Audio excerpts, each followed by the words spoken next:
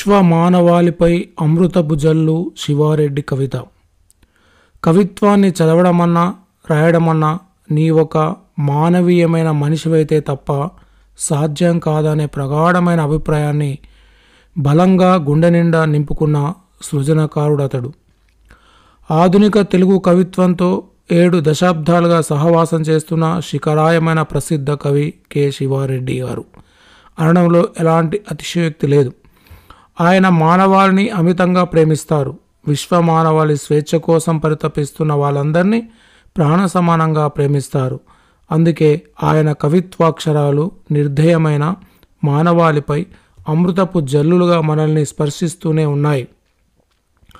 అవిశ్రాంతమైన సాహితీ సేద్యంలో ఆయన ఎన్నో పురస్కారాలను అందుకున్నారు. మన దేశంలో విశిష్టమైన పురస్కారమైన సరస్వతి సమ్మాన్ పురస్కారం అందుకోవడం ఆయన ప్రతిభకు ఒక గీటురాయి మాత్రమే. ఆ పురస్కారాన్ని పొందిన తొలి తెలుగు కవితా సంపుటి పక్కకి ఉత్తిగిలితే 2019 ప్రచురించారు. పుస్తకానికి రావడం మనందరికీ గర్వకారణమైనది.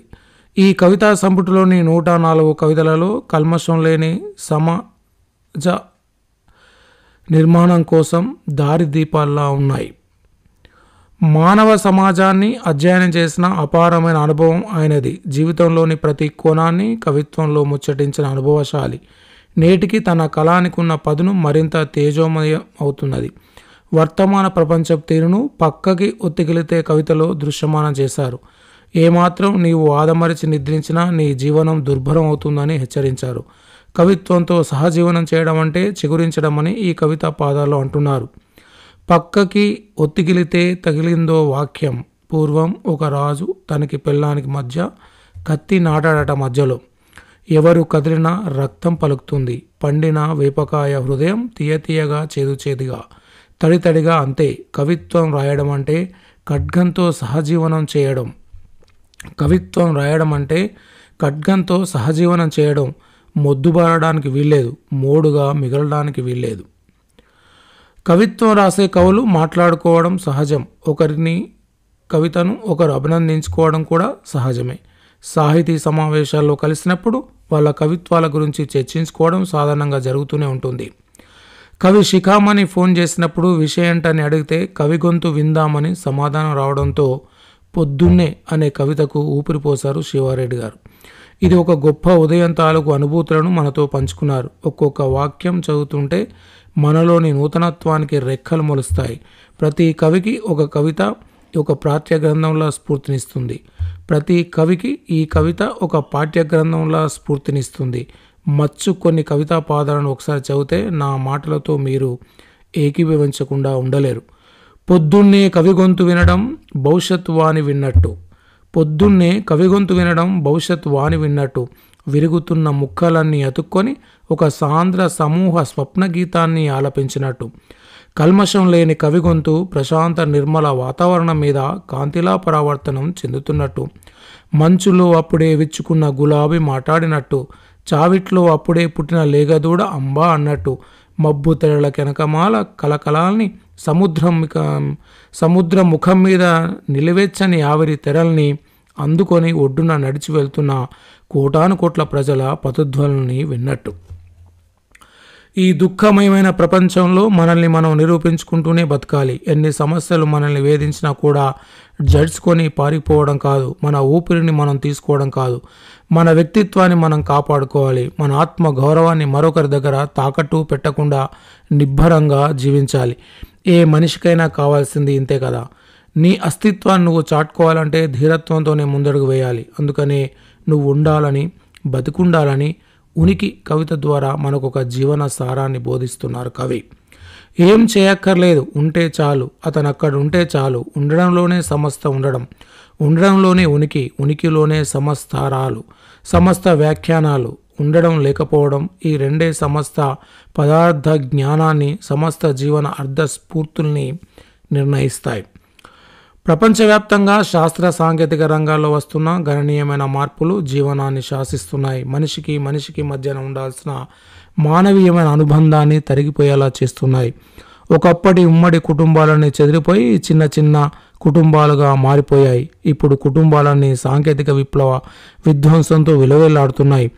మనుషులు ఒంటరితనంతో కుమిలిపోతున్నారు. గ్లోబలీకరణతో వచ్చిన ఆర్థిక స్వేచ్ఛ మనిషిని అనేక రకాలైన కుంగుబాట్లకు కారణమవుతున్నది. నిత్యం మనుషుల మధ్యన గలగల ప్రవహించే ఈ కవి గొంతు దీన్ని పసికట్టకుండా ఉండలేరు కదా. అందుకే ఒంటరి కవితను రాయలేకుండా ఉండలేకపోయారు. ఒంటరితనాన్ని కూల్చాలి, పక్షుల రెక్కలను విచ్చుకోవాలని ఈ కవితను చదివిన తర్వాత ఎవరికైనా అనిపించక మానదు. సమూహ జీవనానికి అడుగులు వేయాల్సిందే.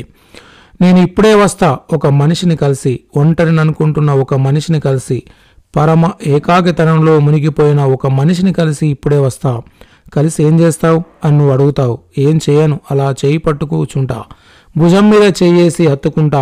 మాటలు నిరర్ధకమైనప్పుడు స్పర్శ మాట్లాడుతుందనుకుంటా.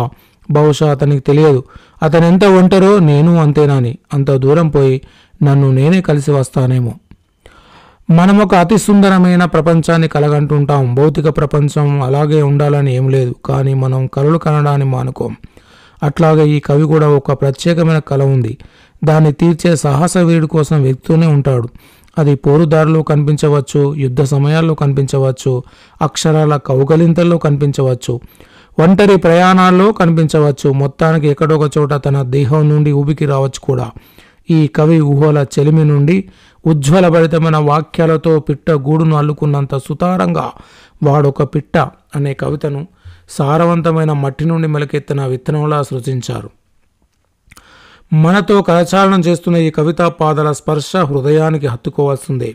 ఒక చిత్రకారుడు వారిని చూసి రంగులు కలపడం నేర్చుకుంటున్నాడు. మూగవాడైన కవి మాటలు నేర్చుకుంటున్నాడు, మంత్రాలు పలుకుతున్నాడు. చరిత్ర తలా తోక పట్టుకొని వాడు అల్లి బిల్లి తిరుగుతున్నాడు.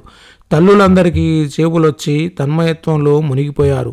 చుట్టూ ఉన్న చెట్ల నుంచి అక్షరాలను తుంచి తల ఒకటిస్తున్నాడు. అక్షరం ఒక పిట్ట, పిట్ట ఒక అక్షరం, వాడొక అక్షరం పిట్ట. అనాదిగా మనుతున్న మరులు గొలుపుతున్న అక్షరం వాడు. వాడొక పిట్ట, ఎక్కడైనా వాలగలడు. వాడొక అక్షరం, ఏ మాటనైనా అవ్వగలడు. వాడొక పిట్ట, ఎక్కడైనా వాలగలడు. వాడొక అక్షరం, ఏ మాటైనా అవ్వగలడు. 1981 భారతీయ సాహితీ పత్రికలో ప్రస్తుతమైన కవిత భూమి ఏ కవితా సంపుటిలో చోటు చేసుకోకుండా ఈ పుస్తకంలో దానికి చోటు లభించింది. 4 దశాబ్దాల క్రితం రాసిన ఈ కవిత నేటి వర్తమాన పరిస్థితికి అద్దం పట్టినట్టుగా ఉంది. జీవజలానికి భూమిని ఆధారం. భూమిపై అధికారం కోసమే కదా కొట్లాట. రాజ్యాధికారం కోసం పరితపిస్తున్న వాళ్ళందరూ వ్యూహాత్మకంగా పన్నుతున్న కుట్రలు కుతంత్రాలను కూకటి వేలతో పెకిలించాలని కవి మనందరికీ పిలుపునిస్తున్నారు. కొత్త ఆశయాలతో ముందుకు సాగాలనే సంకల్పాన్ని మనకు ఉద్బోధ చేస్తున్నారు. ప్రకృతి సహజంగానే పోరు మార్గాన్ని ప్రదర్శిస్తుందని, దాన్ని అనుసరిస్తే చాలంటున్నారు. మీరు ఎటు తిరిగినా ప్రవహించడమే దాని ధ్యేయం. గాలి ఎటు వీచినా బతికించడమే దాని ధ్యేయం. గాలి ఏరు గాలి మానవుని జీవలక్షణం. తిరగబడడం, గ్లాసు నుంచి గ్లాసు, రేకు నుంచి రేకు, రేపు నుంచి రేపు, గ్లాసు కొవ్వొత్తి, మృగము చెట్టు, సముద్రము, ఆకాశము, కొండలు, అడవులు, అణువులు, బీజాల జీవచైతన్యము, పొట్టలోంచి జన్మించే కత్తులు, కొడవళ్ళు, కోడికూతలు, సమస్త కదలికల భూమి కొత్త రూపం తీసుకుంటుంది. నా గర్భంలోంచి భూమి కొత్తగా జన్మిస్తుంది. నా గర్భంలోంచి భూమి కొత్తగా జన్మిస్తుంది. ఎన్నో ప్రజా ఉద్యమాలకు ఉత్తేజం ఇచ్చిన కవిత శివారెడ్డి గారిది. పోరాటాలతో మమేకమవుతూ కొత్త తరాలకు వారధిగా నిలుస్తున్న ధీరోదాత్తుడతడు. అందుకని ఆయన కవిత్వం అంటే ఇష్టపడతారు అందరూ. ఈ కవితా సంపుటి నిండా మనల్ని ప్రశ్నించే వాక్యాలు ఎన్నో ఉన్నాయి, మనల్ని ప్రేమించే వాక్యాలు ఎన్నో ఉన్నాయి. మనకు సుపరిచితమైన కవితా వస్తువులే కావచ్చు, వాటిని వ్యక్తీకరించిన తీరుతో వాటిని మనం అభిమానించకుండా ఉండలేం. కొన్ని కవితల్లో ఒక కవితా పాదాలను ఒకసారి గమనిస్తే ఈ విషయాలు మనకు అర్థమవుతాయి. ఎటువంటి హీనక్షణమైన నన్ను కుంగదీయలేదు, నా కలలకి లేదు ముగింపు. రేపంటే అనే కవిత. ప్రేమ ముఖ్యం, వాటికి నువ్వు ప్రేమిస్తే వల్లో వాలిపోతాయి, కసురుకుంటే దూరంగా జరిగిపోతాయి. ఆత్మ ముఖ్యం, వాటికి నోటితో కాదు హృదయంతో పలకరించాలి. పులకరించిపోతాయి పువ్వుల్లా, విచ్చుకుంటాయి పిట్టల్లా, లేచిపోతాయి, లేచి దేశమంతటా వాలిపోతాయి. పద్యాలు అనే కవితలోనివి. అగ్నిని ఆలింగనం చేసుకున్న అతడు అపురూపంగా పరమానందంగా పైకి లేస్తుంటాడు. నిజానికి నిజమైన పుస్తకం మనిషిని తగలేయాలి. పుస్తకాలనే కవితలోనివి. తెల్లారేసరికి నేనవ్వాలి, సర్వశక్తి సంపన్నునై వినూత్నంగా విరబూయాలి. కానీ నిత్య సమర విధ్వంసాల మధ్య నేను ఒక క్షతగాత్రుని. తెల్లారేసరికి అనే కవితలోనివి. ఒక ఊహ పుట్టాలి కానీ జీవితం అంతా మధురంగా కవిత్వం ఉంటుంది. కవిత్వం అంత మధురంగా ప్రాణప్రదంగా జీవితం ఉంటుంది. ఒక కొత్త ఊహ అనే కవితా పాదాల్లోనివి. ప్రకృతి, ప్రపంచము, మనిషి వీటితోనే ముడిపడిన కవిత్వం శివారెడ్డి గారిది. పరిమితులు లేని స్వచ్ఛమైన స్వేచ్ఛాపూరితమైన జీవనాన్నే ఆకాంక్షిస్తుంటారు ఆయన. ఈ కవితా పంక్తుల్లో తన ఆకాంక్షను వ్యక్తం చేశారు. కొంచెం స్వేచ్ఛ కావాలి, మనిషిని మనిషి అని చెప్పడానికి, పశువుని పశువు అని చెప్పడానికి కొంచెం స్వేచ్ఛ కావాలి, రాత్రిని రాత్రి అని చెప్పడానికి, పగటిని పగలని చెప్పడానికి కొంచెం స్వేచ్ఛ కావాలి, రెక్కలార్చి గాల్లో ఎగరడానికి. ఉద్యమాల దృక్పథాలు మారుతూనే ఉండవచ్చు. అస్తిత్వ ఉద్యమాల నుండి ఎదిగి వచ్చిన ఎంతోమందికి ప్రేరణగా నిలిచిన కవి శివారెడ్డి. ఆయన కవిత్వంలోని ప్రత్యేకతను గురించి విస్తృతమైన చర్చ జరుగుతూనే ఉన్నది. మనిషి ఎదుగుతున్న కొద్దీ విశాలమైన చూపును సంతరించుకోవాలని విశ్వసించే విఖ్యాత కవి ఆయన. విశ్వ కవిత్వానికి నిలువెత్తు గవాక్షమతడు. ఆయన కవిత్వంతో మమేకం కావడం అంటే నిన్ను నువ్వు సంస్కరించుకున్నట్టే. పదలాలిత్యంతో కూడిన ఆయన కవిత్వాన్ని ఆస్వాదించడం ఒక అనిర్వచనీయమైన అనుభూతి. కవిత్వ జలపాతమైన ఆయన కళానికి సలాం. ఖడ్గదారిలా సాయుధమైన కవికి జయహోలు, ఖడ్గదారిలా సాయుధమైన కవికి జయహోలు, జయహోలు. సాహితీవేత్తలందరికీ సాదర ఆహ్వానం. మంచి కవిత్వాన్ని రికార్డ్ చేసి భద్రపరచడం కోసమే నెలకొల్పిన ఈ ఛానల్ మీకోసం. వెంటనే సబ్స్క్రైబ్ చేసుకోండి.